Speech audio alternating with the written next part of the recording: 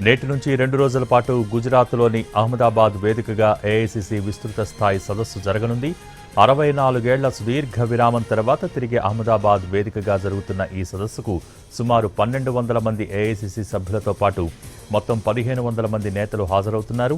మల్లికార్జున ఖర్గే అధ్యక్షతన జరిగే ఈ సదస్సుకు పార్టీ చైర్పర్సన్ సోనియా గాంధీ, ప్రతిపక్ష నేత రాహుల్ గాంధీతో పాటు కాంగ్రెస్ పాలిత రాష్ట్రాల ముఖ్యమంత్రులు, ఉప ముఖ్యమంత్రులు, ఎంపీలు, పీసీసీ అధ్యక్షులు, ఏఐసీసీ సభ్యులు పాల్గొంటున్నారు.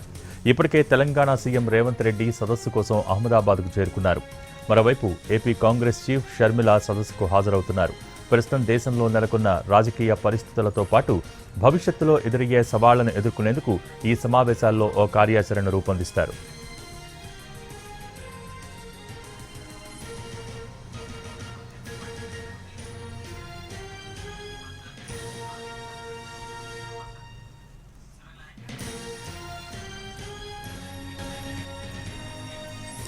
నేటి నుంచి 2 రోజుల పాటు గుజరాత్లోని అహ్మదాబాద్ వేదికగా ఏఐసీసీ విస్తృత స్థాయి సదస్సు జరగనుంది. 64 ఏళ్ల సుదీర్ఘ విరామం తర్వాత తిరిగి అహ్మదాబాద్ వేదికగా జరుగుతున్న ఈ సదస్సుకు సుమారు 1200 మంది ఏఐసీసీ సభ్యులతో పాటు 1500 మంది నేతలు హాజరవుతున్నారు. దీనికి సంబంధించి మోర్ అప్డేట్స్ అందించేందుకు మా ప్రతినిధులు ప్రసాద్ ఢిల్లీ నుంచి, అలాగే అహ్మదాబాద్ నుంచి చారి లైవ్లో సిద్ధంగా ఉన్నారు. ముందుగా ప్రసాద్ ఢిల్లీ నుంచి మరిన్ని వివరాలు అందిస్తారు. Prasad, over to you.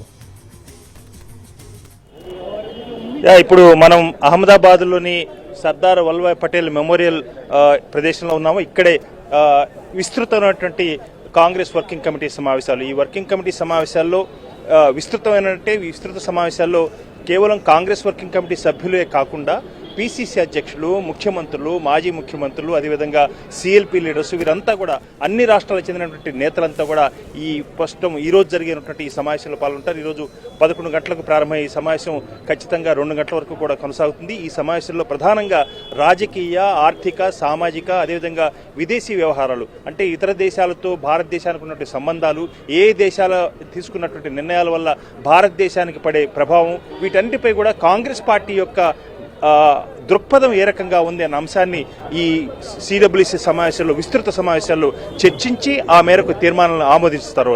రేపు ఏఐసీసీ సమావేశం జరుగుతుంది. ఆ ఏఐసీసీ సమావేశంలో ఏఐసీసీ సభ్యులంతా పాల్గొంటారు. దాంతోపాటు సిడబ్ల్యూసీ సభ్యులు, జనరల్ సెక్రటరీలు, వీళ్ళంతా కూడా పాల్గొని మొత్తం దాదాపు 1500 మంది నేతలంతా కూడా ఈ సమావేశంలో పాల్గొని కాంగ్రెస్ పార్టీ ఈ అన్ని అంశాలపై వాళ్ళకున్నటువంటి అభిప్రాయాన్ని, సిడబ్ల్యూ తీసుకున్నటువంటి నిర్ణయాన్ని రాటిఫై చేస్తుంది. ఆ మేరకు వాటిని పూర్తి స్థాయిలో ఆమోదింప చేయటమే ఈ రోజు, రేపు ఈ 2 రోజుల పాటు జరిగే సమావేశంలో జరగబోతున్నటువంటి అంశాలు. ప్రధానంగా 68 ఏళ్ల తర్వాత గుజరాత్లో అహ్మదాబాద్లో ఈ రకంగా ఏఐసీసీ సమావేశాలు నిర్వహించాలని చెప్పి గత డిసెంబర్లో బెల్గాంలో, కర్ణాటకలోని బెల్గాంలో జరిగినటువంటి డిసెంబర్ 26వ తేదీన చేసుకున్నటువంటి సమావేశాల్లో, అంటే సిడబ్ల్యూసీ అక్కడ కూడా విస్తృతమైనటువంటి సిడబ్ల్యూసీ సమావేశాలు జరిగాయి.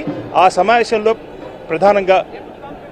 ప్రధానంగా ఆ సమావేశంలో మహాత్మా గాంధీ తొలిసారిగా 1924లో కాంగ్రెస్ పార్టీ అధ్యక్షుడిగా హోదాలో ఆయన ఏఐసీసీ సమావేశాలు నిర్వహించడం జరిగింది. ఆ తర్వాత దాని స్మారకార్థం, ఆయనకు అందుకు గుర్తుగా మహాత్మా గాంధీ కేవలం ఒక్కసారి మాత్రమే ఏఐసీసీ సమావేశాలకు అధ్యక్షత వహించారు. కాబట్టి దాని స్మారకార్థం, ఆయన జన్మించినటువంటి గుజరాత్లోనే ఈ 100 ఏళ్ల ఆయన స్మారకార్థం ఏఐసీ సమావేశాలు నిర్వహించాలని చెప్పి Congress party Congress working committee సమావేశం గత డిసెంబర్లో తీసుకున్న నిర్ణయం మేరకు ఈరోజు అహ్మదాబాద్లో ఈ రకంగా ఈ సమావేశాన్ని ఏర్పాటు చేసుకుంది. కాంగ్రెస్ పార్టీ ఈ సమావేశాలకు చాలా ప్రాధాన్యత ఉంది. ప్రధానంగా మహాత్మా గాంధీ జన్మించినటువంటి స్థలంతో పాటు స్వాతంత్రోద్యమానికి మహాత్మా గాంధీ నాయకత్వం వహించగా, స్వాతంత్రం వచ్చిన తర్వాత దేశాన్ని బలీయమైనటువంటి శక్తిగా యూనిఫైడ్ చేసి, అంటే పూర్తి స్థాయిలో దాన్ని సంఘటితపరిచి ఒక బలీయమైనటువంటి దేశంగా మార్చడంలో సర్దార్ వల్లభాయ్ పటేల్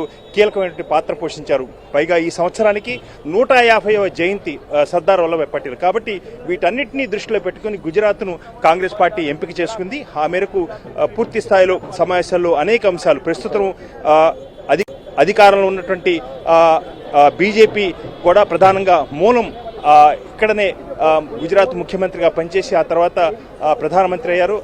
బీజేపీ తీసుకున్నటువంటి నిర్ణయాల వల్ల దేశంలో జరగబోతున్నటువంటి అనేకటువంటి పరిణామాలకు కాంగ్రెస్ పార్టీ మాత్రమే సరైనటువంటి సమాధానం చెప్తుందన్న ఒక అభిప్రాయాన్ని కాంగ్రెస్ పార్టీ ప్రజల్లో కలిగించేందుకు గాను ఈ రకంగా ఈ సమావేశాన్ని ఏర్పాటు చేసుకుని అనేకమైనటువంటి నిర్ణయాలు తీసుకోబోతుంది. పైగా కాంగ్రెస్ పార్టీ మూలాలను ఏ రకంగా పునరుద్ధరించుకోవాలి, ఏ రకంగా ప్రజలకు మరింత చేరువ కావాలి, ఆ పార్టీని బలోపేతం చేయాలన్నది కాంగ్రెస్ పార్టీ యొక్క ప్రధాన ఉద్దేశం. అందులో భాగంగానే ఈ రకంగా ఏఐసీసీ సమావేశాలు నిర్వహించాలని చెప్పి కాంగ్రెస్ పార్టీ అధిష్టానం నిర్ణయం తీసుకుంది.